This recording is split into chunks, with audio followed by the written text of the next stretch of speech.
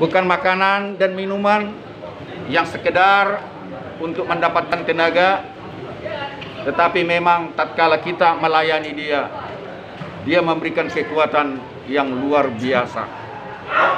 Saya sedikit tadi mendengarkan apa yang dibawakan hamba Tuhan, istilah ibadah kecil-kecilan.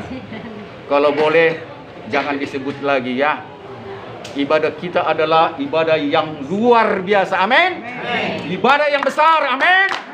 Sekalipun kita hanya beberapa, ibadah ini ibadah yang luar biasa. Dari hari pertama saya di Jakarta, puji nama Tuhan, ibadah sekalipun kecil, beberapa orang, tapi satu menyerahkan diri dan menerima Yesus sebagai Tuhan dan Juru Selamatnya. Tidak tanggung-tanggung.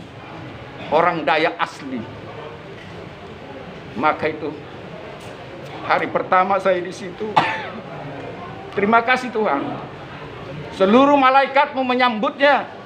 Yang tadinya tidak mengerti, akhirnya dimengerti oleh Roh dengan firman yang disampaikan kepadanya. Hingga ia boleh menyerahkan diri dan menerima Dia sebagai Tuhan dan Juru Selamatnya yang hidup. Amin. Terus hari-hari berikutnya juga demikian. Saya juga sempat melayani di gereja Philadelphia, di Kelapa Gading. Saya sangat bangga bisa berjumpa dengan Ketua Umum Partai Indonesia Damai pada saat itu. Dan beliau juga mengambil video saya waktu saya kasih khotbah di situ, di mana sama juga firman yang saya sampaikan di sini, firman itu juga yang disampaikan di sana. Amin. Demikian juga saya pergi ke Ambarawa, ke Bandung, Purwokerto. Di Ambarawa saya jumpa pimpinan besar, pucuk pimpinan daripada gereja GPF, Gereja Pembaharuan Firman.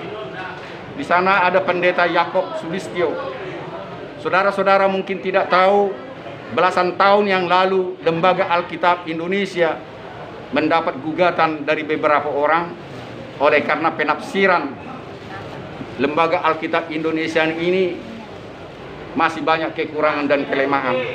Saya harus buka-bukaan sedikit, walaupun ini pengajaran yang keras, bukan menciptakan iman saudara, tetapi saya harus sampaikan karena suatu saat sampai ke telinga saudara, sampai kepada pembacaan saudara, bahwa memang di dunia ini Tuhan selalu menyempurnakan. Amin. Dan karena itu selalu kita berdoa setiap beribadah dimanapun, Tuhan kuduskan ibadah kami. Kita tahu kita tidak sampai bisa melakukan kekudusan ibadah ini. Tak seorang manusia pun bisa menguduskan ibadahnya kepada Tuhan. Itu keyakinan saya.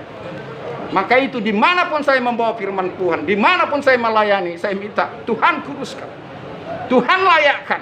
Saya nggak ada apa-apanya ini. Mana mungkin saya melayakkan diri saya untuk memberkati saudara di dalam nama Dia. Saya manusia biasa yang tidak ada hubungannya saudara dan saya. Karena itu sekali lagi selalu kita minta penyempurnaan di sini. Saya tambahkan sedikit, saya memang rindu jumpa sama beliau itu oleh karena apa? Pengetahuan kenabian, pengetahuan ketuhanan yang dimilikinya langsung dari bahasa Ibrani ke bahasa Indonesia. Yang kita tahu ini adalah bahasa Ibrani yang ditranslate ke bahasa Yunani, ditranslate kepada bahasa Inggris, ditranslate kepada bahasa Melayu, sampai ke bahasa Indonesia.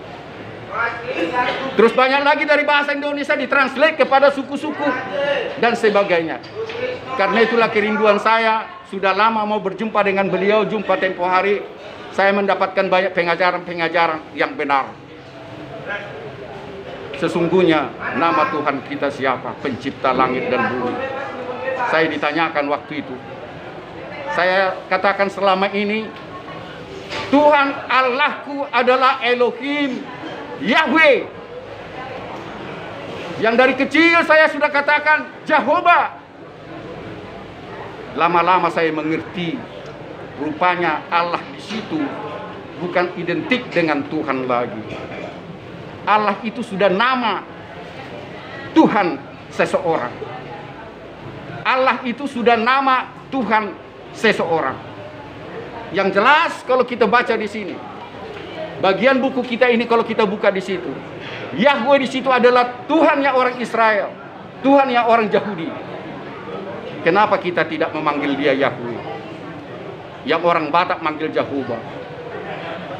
Karena itu saudara-saudara, pengetahuan Bible saya, pengetahuan kealahan saya, ke-Elohim saya, semakin saya kuatkan bahwa selama ini saya identik Tuhan dengan Allah. Sesungguhnya tidak. Disitulah terima kasih Tuhan saya jumpa sama beliau itu. Saya diberikan referensi-referensi. Saya diberikan buku-buku dari Ibrani. Saya temukanlah jawabannya bahwa memang Allah itu namanya seseorang, Tuhannya seseorang. Bukan Allah itu identik dengan Tuhan. Kalau selama ini sekali lagi saya katakan, saya berdoa Tuhan Allah, Elohim, Yahweh di sorga. Saya sudah menyebut dua nama di situ, yaitu nama Allah dan nama Yahweh. Saya pernah mengatakan di sini kita buka-bukaan di Malaysia, di Singapura itu sudah dilarang umat Nasrani menyebut nama Allah. Ya, sudah dilarang di situ. Jadi itu kembali kepada saudara-saudara, ya, karena banyak juga ya saudara-saudara kita yang Muslim protes. Ya, kenapa menyebut nama Tuhan kami? Itu hanya sebagian daripada mereka. Di sini saya tidak mengadu domba. Saya suka semua agama-agama. Saya suka agama saya suka agama-agama yang lain. Tetapi hari demi hari akan muncul pertanyaan nanti semakin berkembang dan berkembang soal nama pencipta langit dan bumi itu. Ya, kalau ini pertama saudara-saudara dengar, puji nama Tuhan sampai berita ini kepadamu.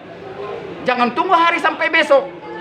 Karena ready or not, dia akan datang tidak lama lagi. Jadi jangan tanggung-tanggung pengajaran, jangan ada istilah, jangan kasih pengajaran yang berat-berat, kami tidak bisa kunyah dan telan. Seberat apapun, minta Tuhan mengartikan kepada saudara-saudara, biar saudara-saudara mengerti arti firman Tuhan yang sesungguhnya. Ya, saya tidak mengajarkan aliran sesat. Ya, ini dialog sudah terjadi. Ya, mungkin saudara-saudara tidak tahu. Tingkat semua pimpinan-pimpinan gereja sudah pernah membicarakan ini. Saudara tidak tahu, saya harus kasih tahu bahwa memang sekali lagi Allah itu bukan hanya sekedar sebutan, tapi itu nama pribadi daripada Tuhan ya seseorang. Jadi saya kembalikan kepada kita, kalau Bibel bahasa Batak, Jehovah. Jehovah si parmahan au.